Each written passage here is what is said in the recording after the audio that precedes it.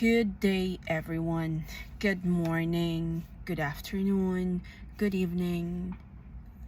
Hi guys, welcome to my channel, The Nails Tech. So I would like to introduce myself. I am Donna V Bonifacio. Everyone called me Donna. So I am the one behind the Nails Tech channel and the Nails Tech TikTok, YouTube channel. So I am from Philippines. I am 40 years old, and currently I am working in Bahrain for almost 14 years. So I arrived in Bahrain August 14, 2009. So for now, I am almost 14 years in Bahrain. So I own two salons, nail salons actually, in Bahrain. So I owned this salon for almost, it's like already 10 years. So I just opened my second branch like 3 years ago, before Corona. So I would just like to introduce myself as the owner of Nail Salon in Bahrain. So I would like to tell you where do I started from and how do I started in Bahrain. So I arrived in Bahrain August 14, 2009. So I arrived in Bahrain as a tourist visa, and I would like to thank my friend actually from Philippines. Like, she is the one, or she was the key why I am in Bahrain. So she was my best friend in Philippines, and she was from Malabon. I would like to thank you, Ate Neri Kalawagan and Ate Teresa Teves, for bringing me where I am. And of course, like, I would like to thank the other friend who really brought me here, and she was the key how I arrived in Bahrain and where I am in Bahrain now. So I would like to thank Ate Helia, though we have some obstacles like confusions and some misunderstandings. So I would like to, I really appreciate for everything that they did, how I'm here and now on this stage. So where I am now, I would like to thank the opportunity, like where I am now. If not with them, I wouldn't be in this situation as being an overseas Filipino worker or like an OFW. It's not easy how you go through it. Like, for example, being an OFW or overseas Filipino workers, there are different trials. There are different types of being OFW. Sometimes you are lucky with your sponsor, sometimes you are not lucky with your sponsor. So being an OFW is not easy to went through. So I started my life in Bahrain. So I came over here I don't have any shield for the battle, because I came here without knowing I would be a nail technician or I have to work in the salon, because way back behind I don't have any experience as a nail technician, or working in the salon is not my work experience. I never had any experience as if in the Philippines. I was undergraduate of civil engineering from Western Institute of Technology, so I had 2 years, and unfortunately I didn't finish my university, because life is tough, and then I had to have a kids at an early age. So I was thinking before that it will be, the life would make me easier. But then, like, unfortunately, life is tough. Excuse me, and having your 2 kids at an early age is really tough. So I can say it's a lot of trials I went through. So I decided at an early age as well, like at 2003, I decided to went to Manila and work as production operator and different types of job in electronics company. Then Philippines, like, if you're gonna work and if you have your ambition and goals in your life, of course, like, you just want something better in your life. So I feel like I couldn't feed my kids and give them a good life and give them a good future. So I decided to went to abroad. Actually, I work in Philippines for like 2 years, I think. Yeah. And so far, one of my colleague in Philippines, when I was working in an electronics company, so she told me, like, if I want to go abroad, I was really like, it brings me a lot of like blessings. Like, sometimes we could encounter some people, like they will bring you through instances that will give you a good life. So I didn't expect anything that I would go abroad and work for something, for a better future, for a better life. So basically, I went to Taiwan and worked as a production operator in an electronics company as well. It's a manufacturing company, and basically it was an production, or sorry, a manufacturing company of cartridges. We manufacture and produce different types of cartridges, different brand, and we refill ink toners, actually. So but then I stayed there for 3 years, and actually it was a tough job. Anyways, like, we won't go through an easy jobs, as it's not, everything is not easy in life, actually. So you have to experience trials and obstacles until you reach your goal and your dreams. Of course, if you're aiming for something, you have to go through some trials and difficulties in life. So as I've said, like, I worked in Taiwan for 3 years, and then, like, I decided to go back home. And and then, like, when I go home 2008, then I decided to apply. I said, like, I want to try a call center in Philippines, but then, like, it didn't work for me. So I just work as I can't remember, like 3 months or 4 months, by the way. I cannot remember anymore. So it's like 3 or 4 months, I think, I've worked in a call center. And then I decided to go abroad again. I said, like, Philippines, it's not for me. I'm not lucky for the job. So when you go and abroad and something, like, you want something, like, like for us, like, it's not meant to be. So one of my best friends, so she became my best friend because we're neighbors in Philippines, in Manila, actually.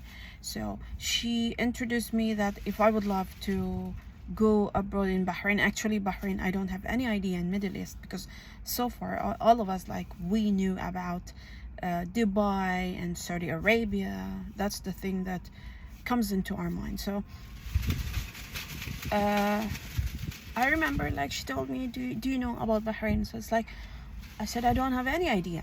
So then, like, in short, I came to Bahrain. Like, I don't know anything. But then before I came here, the one who brought me here in Bahrain, she told me to learn at least for a couple of weeks of hair cutting, blow drying, you know, basically the things that we're doing in salon, because, like, I don't have any background job in this type of business or in this type of job. So I tried myself. While working in the call center, I was doing manicure, pedicure. Actually, it's not my, I don't have any idea really. But then, like, you know, sometimes if you love the job and it's your passion, and you're feeling that you wanted something, you want to learn actually. So you want to try something. So you want to try something, and it gives me, like, it gives me like a pleasure, and then, like, I was happy what I'm doing, and then, like, I decided, okay, let me try this. So while I'm working in a call center, I decided to do as a part-time job the manicure pedicure. So, like, when I finished my job in the call center, so I took my night shift off from work, like 8 o'clock. So I reach, like, my apartment like 9 o'clock. So because, you know, day shift, it's hard to rest, to sleep in the daytime, especially if it's so humid, it's hot, and, you know, where, like, night is different on the day. Although I am used of I'm used of graveyard shifts, because for how many years I'm working, like, night shift and working in a day shift, like shiftings, you know. I work 1 month night shift, I work 1 month day shifts. But then, like, you know, if you lived in an environment which is, like, too noisy and humid, it's hard to rest in the day. So what I did is, like, I did manicure pedicure as a part-time job after off from work in the call center. So I'm doing it for 3 months, I guess, 3 months, 4 months, until I learned the job.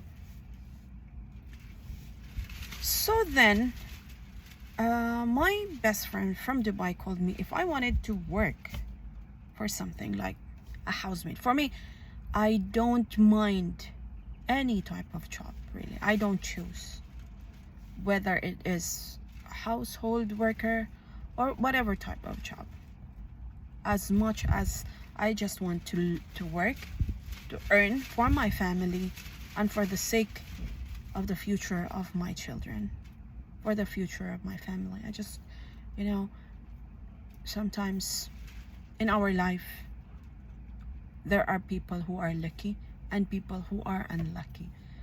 So for me, I feel like abroad is my life. So one of my best friends called me in Dubai if I wanted to work as a nanny or a household worker. I guess I said, no, it's fine, I will. So I got an interview, and, like, I didn't pass actually. I had 2 interviews, but then, like, when they asked me if I had experience as a household worker, of course I have to tell the truth. I don't want to lie. I said I don't have. But then, like, they told me, how can you take care of the kids if you don't have experience? I said, I will try my best, and I will do my best to take care as long as I can. But then, unfortunately, I didn't pass in the interview, so I had to accept that it's not for me, the job. So what I did is I accepted what my friend told me if I want to go to Bahrain. So yeah, they offered me to work in salon. So in short, I came and I arrived in Bahrain 2009 with the shield of having my shield only in my hand is manicure pedicure. I had an idea about hair cutting, but it's just limited, and it's not that long experience, actually not no experience as well, because I just trained myself as like that, because I want to go to the battle at least like I have a shield, like I want to go to Bahrain at least to impress my sponsor for the future when I reach in Bahrain. So it's like manicure, pedicure, and then like quite disappointed my sponsor, because my first sponsor, because I don't know about the job. But then I reached Bahrain the same day. The next day I already started a job, so I have to learn the job by myself with the help of my colleague. So I have to learn the job: waxing, hair cutting, blow drying. These are the basic skills in the salon in Bahrain, or I mean when you say in the Middle East. So I have to learn the job. So when I had to learn the job, like it's not easy as well. I went through a lot of circumstances. I went to a lot of trials and struggles. It's not that easy. So I stayed there for 2.5 months because it's really tough. Sometimes we don't want men to find a good sponsor or a bad sponsor, but if it's meant for you, if it's meant for you. So that was God given to me, so I have to accept. But then like I found a good heart. One of my customer, then she offered me like if I want to transfer to another salon, like she told me if I would love to. I said that's fine, because actually I started in Bahrain to work in 40 BD salary. Imagine, it is just like 6,000 in Philippines, because half of my salary was being deducted by my sponsor. When she brought me in Bahrain, she has to deduct half of the salary. For me, I don't mind of the salary as long as I am not being maltreated, and as long as my sponsor treated me very well, it's fine for me. I am very patient for everything. Very patient. Because for me, being patient is the key for your success. This is always comes with me. And I always keep in mind, like everything happens in our life, we need patience. We don't need to be in hurry. Because if it's meant for you, if it's meant for you. If God gave you these trials, you have to learn and bear with it. Learn for it.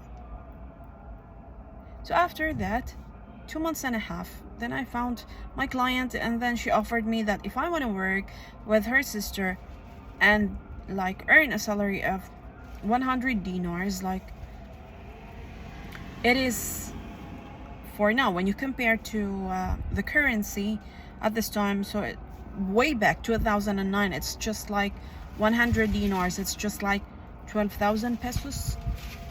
And then like my sponsor has to deduct 25 dinars for the money that she paid for my first sponsor, because of the expenses that she brought to me in Bahrain and so on and so forth and everything. So I said it's fine. So 75 dinars way back 2010, or sorry 9, it is around 10,000. So you have to divide your money, send to your family, send to your kids, food to eat here. And I was not familiar because I am just 2.5 months, like 3 months. So in short, I transferred to another sponsor at the second sponsor. So it was good actually.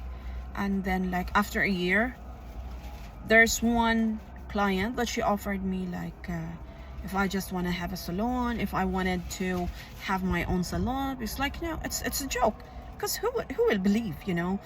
Would you believe that someone will offer for you, like invested you, like, do you want to have your own salon? I will spend for you money. It was just like a joke. I was just talking with my colleague, my friend, like one day we're just talking about what if, sometimes in the work, like it's tough. We have to work hard. We have to go like 12 hours in a day. We have to work 12 hours in a day. No no overtime pays. This is how it works in Middle East. We work 12 hours. Some of the establishments, no overtime pays. No overtime payment, no extra payments. But we work 12 hours. Some establishments, yes. Some sponsors, if they're good, they're paying. So my sponsor doesn't pay overtime pay. So but for me it's fine, because for me, what I just want me to be treated like a human being. If the sponsor is good, it's fine for me. I don't mind about the money. For me, everything comes in step by step. So I had worked there for 4 years and 4 months. Actually, it was just like a joke, as I was telling, because one time I had a client that she come over in the salon. Actually, she is my regular client. And then she offered me, Donna, would you like to have your own salon? Yeah.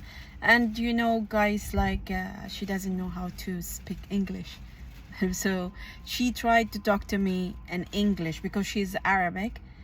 And I tried my best, learn a little bit Arabic that time. So it's we understand a little bit. So I had her number. And then I didn't keep in mind that it was serious for her. It was just I don't mind it. Then one day me and my colleague we're talking, we don't have client, and then we're sitting. So it's we're saying she was telling me, we wish that one day there would be someone who will help us to have our own salon, small salon actually. And we're going to pay the rent. I'm going to pay the rent, something like that. So I had to work there for 4 years and 4 months. So I was we shifted in another place, and then another salon. So after 3 years, I guess, I lost the number of that client. So I remember during Typhoon Yolanda, my parents' house was gone. We lost our house because I'm living with my parents. So it was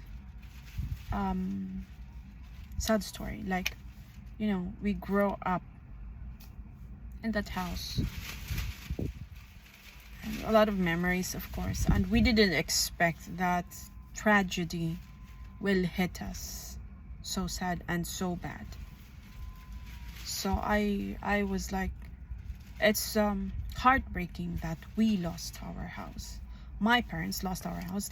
Together with my parents are my 2 children. They were young, they were small, my kids. It was heartbreaking, actually. No internet, no signal, no network. I cannot contact my parents. In your mind you are thinking, are they alive? Because a lot of people has gone. A lot of people died during that tragedy. And my sister were in the city living. So all of us, we want to reach out our parents. We want to know if they are okay. Losing the house, it is fine because you can build in the future. But losing your life, it's heartbreaking, and it will be it's devastating. So in your mind, are they alive? Are they okay? You just want to know if everything are okay. And that time, Typhoon Yolanda, rich people, poor people are really united each other. You can really feel that everyone are cooperating each other, really. It's everyone are cooperating. And then after some time, I guess after 2 days, so one of the daughter of our Sangguni Ambayan, counselor. Yeah, so she messaged like in the group page, I guess so, like, yeah, my parents are okay, hopefully they're okay. So they're like saying everyone are okay, no one is harmed, no one died in that tragedy and in our barangay. So I was so happy. After like 2 days, my sister passes through the highway, because no one can from the city going to the province, our town, no one can enter the highways, because it's all full of barricades of falling trees. So you cannot just enter the highway. Buses, taxis, or whatever, cars, vehicles, it is hard.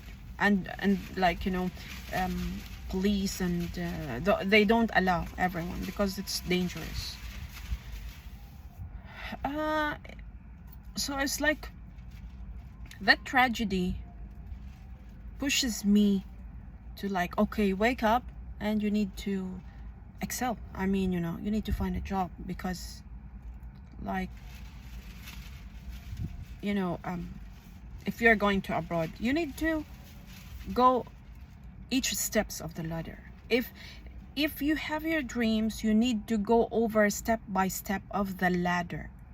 So don't get stuck on the first steps of the ladder. Second step, third step, you have to go on the top of the ladder if you have your dreams. So I asked my sponsor if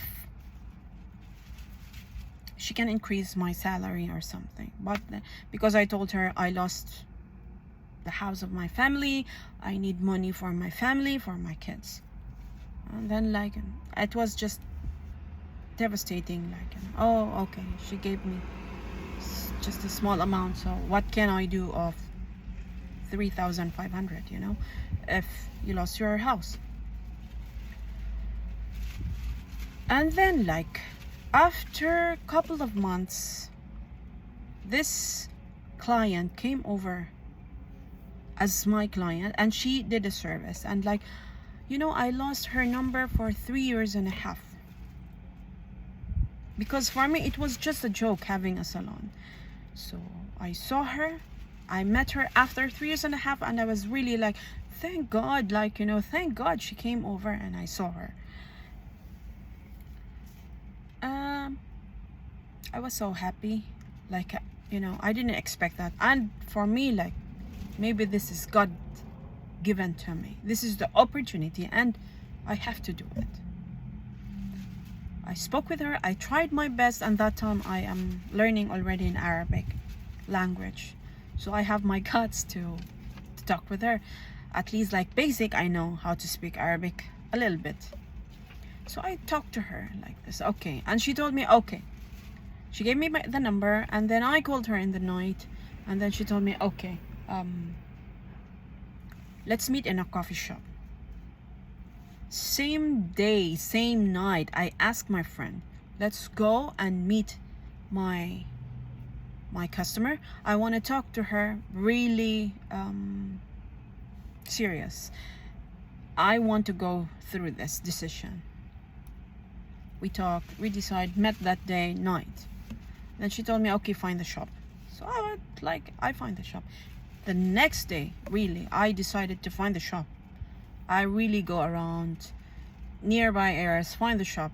It took me 3 days to find the shop. And then I gave her the number when I found the shop. Gave her the number, and she called. She is the one who talked to the owner. I mean, for the rent and everything. Yeah. So she's the one who explained everything. Yeah.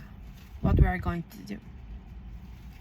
So yeah, I took that shop, and then like, it was still for me it was still like I don't know, like, I can't believe that I will have a salon. So after that, find the shop, fix, build like 3 months, 4 months. And then like, yeah, that's it. So that's how it started, my journey for having a salon. I didn't think about it of like I would have a salon in a foreign country, you know. I was so lucky with my sponsor, and I am very lucky because although it's hard because I am paying the rent and everything, but at least like I am in good hands because, you know, if you are an overseas Filipino worker, it's hard to find a sponsor that would be very kind. Although, yeah, she's after of the money. Yes, it's business, but at least, you know, who will trust you and invest you some money? Not, it's just not some money, it's million. When you say million in Philippines. And I am very thankful with my sponsor, really, because she is magnificent for me. I cannot just betray her or cheat her, because with her I have this life. And now I have 2 branches, and I help a lot of Filipinos, those who struggle and have difficulties in their sponsor. I brought them in my salon. I let them work in my salon. And I feel the way how to be an employee for how many years. So I'm not tough with my employees. So I struggle for how many years. Having a business in a foreign country also is not easy. But then, you know, it's just like I'm telling you, for me, my patience is the virtue for success, really. Not just for success, for everything. For me, I had a lot of patience in anything that I want to do.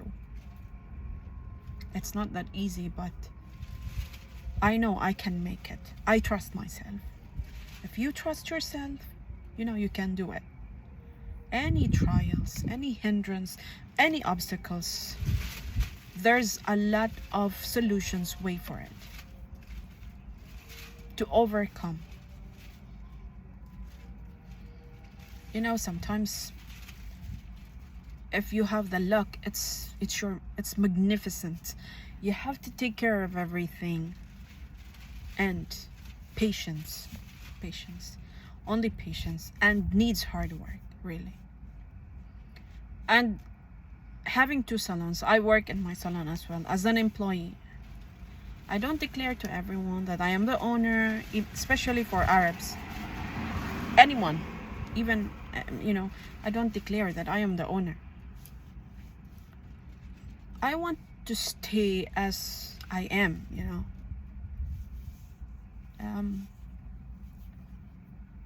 All I can say, like some people, you know, they're saying like, oh, you should have to relax, travel and everything. No, it's not. For me, it's not.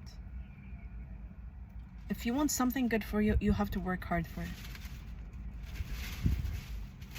You have to take care of it. Having your own business, taking care of your own business, is way better than keeping it with someone and depending to your employees. At least, if you're the owner, you know what's happening inside your business. You know if there is no income, if there is income, you know everything. Every day.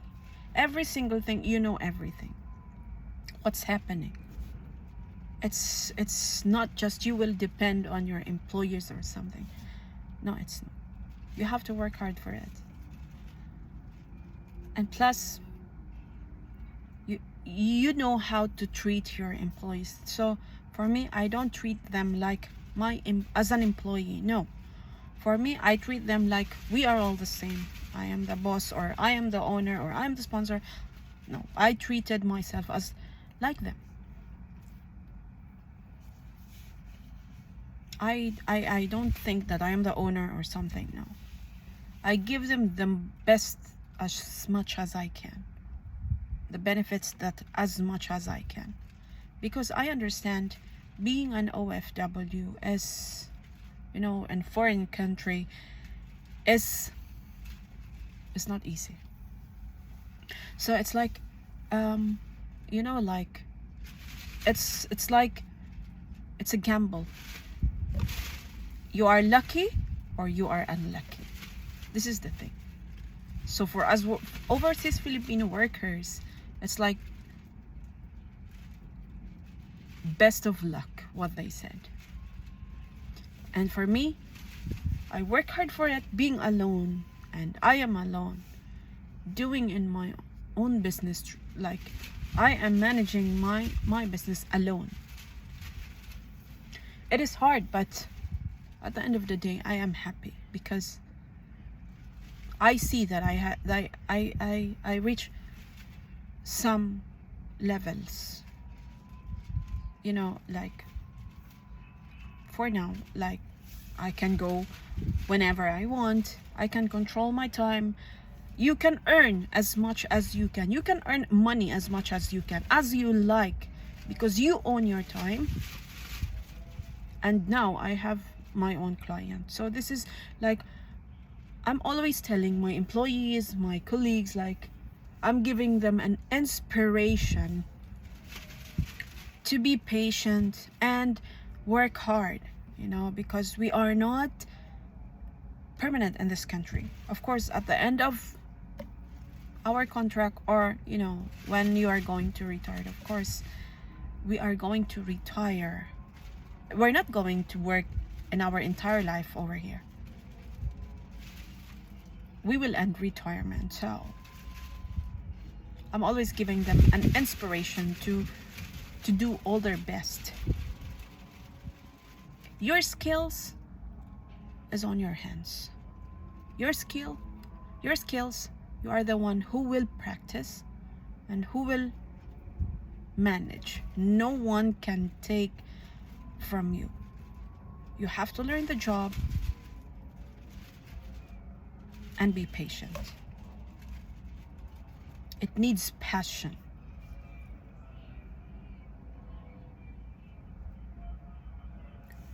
So this is my advice to all Filipino overseas workers.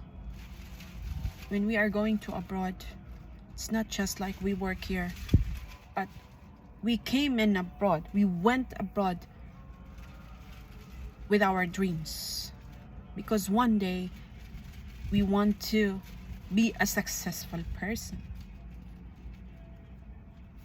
Although some of us are like, you know, it's not just like we want to work and bring money to the Philippines. No, it's not. I mean, you know, at least, you know, having our life over here, and we went far away from our family, especially our children. I left my kids when they were 2 years old, and that hurts me. Always hurts me. But I went abroad, brought this promise that I will send them in a good school, and give them a good life. This is all my promise. Because, you know, all our dreams, like, we don't want our kids to suffer what we had went through back. Some of us, we don't have a good life. So all that promises that we promise ourselves, we want to go to abroad to be a successful person. So this is all what we want.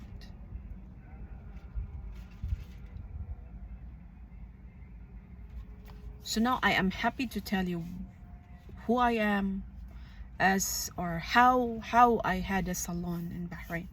So I was like, I'm thankful with my sponsor, as I'm saying, like, she's my inspiration. She gave me a lot of challenge, but then like it brought me where I am now. And I'm so thankful with her, because she's the one who behind all this this success in my life, I can say.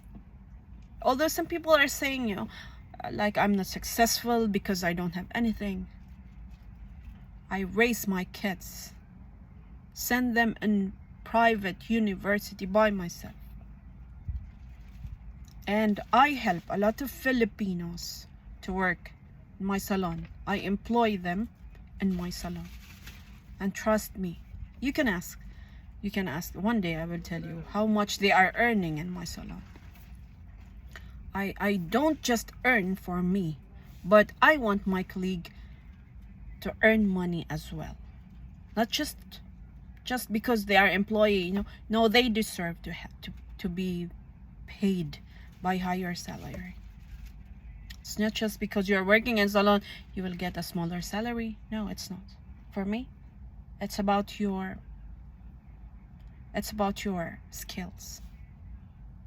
One day I will interview and ask my colleagues to give you an idea. I wish and I hope that I will improve and succeed, and planning to have a branch for the second time again. I want to try the second time again in Philippines, another branch. Hopefully it will succeed in the future, and pray for me so I can help some Filipinos who are jobless. At least this is my aim. That's why I want to that's why I'm having this channel. So in the future, for example, if I will earn in this channel, then I will find or like build another branch in the Philippines so I can help some jobless Filipinos. Really, I want to help a lot of Filipinos. For me, this is my weakness. Really, I don't like to see some people who are suffering, because I was there before. I feel them without having a job. I know it's hard to find a job in Philippines. That's why for me, in my salon here in Bahrain, I don't accept any biodata or resume. So like for me, I don't mind of having an employees, but it's up to their skills. It's not just about their experience. So thanks for watching, and see you on my next video.